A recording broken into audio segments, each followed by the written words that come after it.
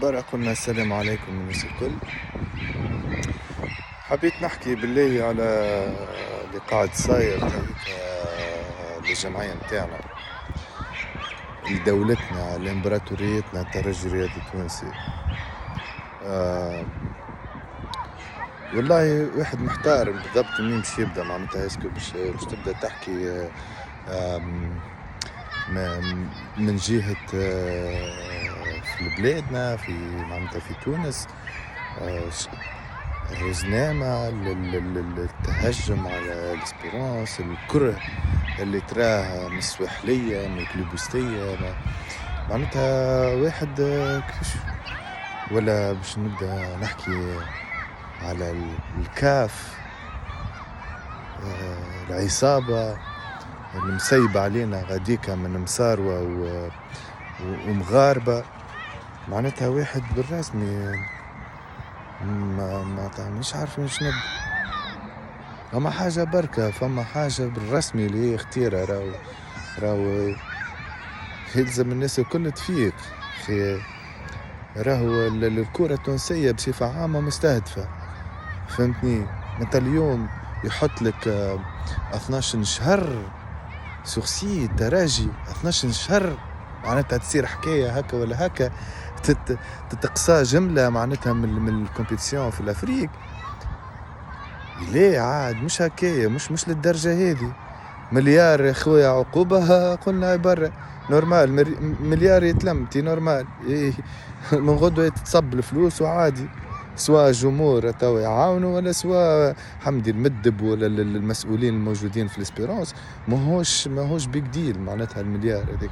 اما شنو تحط سورسي 12 شهر؟ هذا اكثر حاجة توري اللي هو معناتها للترجي مستهدفة استهداف غير طبيعي يا عباد ربي. معناتها وين واصلين؟ ايه على الإدارة زاد دي توصلوا، هذه توصل للفيفا، توصل شنو عقدناكم للدرجة هذه، معقدين منا معناتها للدرجة هذه. شنو الحكاية متاع الوزواز هذوك من المغاربة من وقتها كي مرمتتكم الترجي ومحاميها مرمتوكم معناتها مع الفيفا وخرجتوا حاشا اللي ما يتصنت خرية فوق روسكم. الكاف كاملة برئيسها باللي فيها. مش نورمال عادا كي مش نورمال بالرسمي. راهو حاجة اختيرة برشا تحطني 12 شهر خويا. ما نعرفش انا واحد مندس يمشي سيدي يرمي كعب افلام، واحد ما نعرفش عليه انا تحت تأثير المخدرات تحت شنية حكمت له كيرمي كعب شنو ما نلعبش انا معناتها السيزون اللي بعدها مثلا النسخة اللي بعدها ما نلعبش انا في كوب دافريك تشامبيونز ليج ولا اللي هو ليه.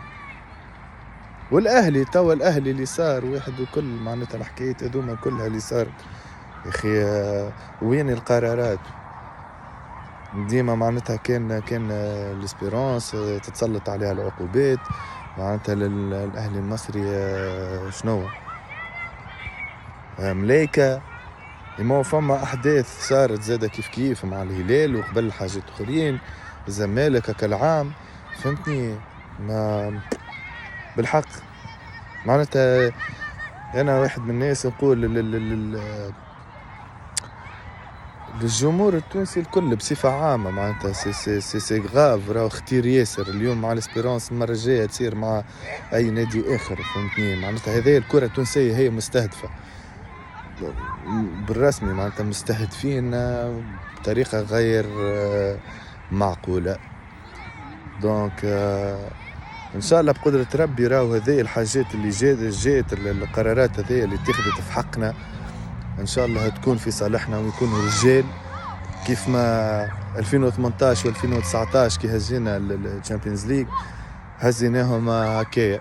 كنا نعرفوا المظلمة اللي صارت غاديكا في برج العرب مع الاهلي وريمونتادا تاريخية متاع عذري البدري وتيريا بقير، فهمت؟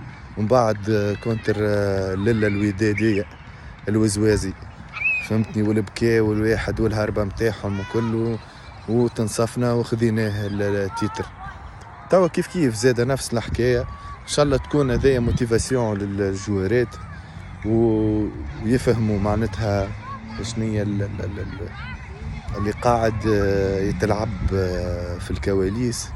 دونك قدرة ربي ان شاء الله يوريو حاجة باهية ويهبطوا جرينتا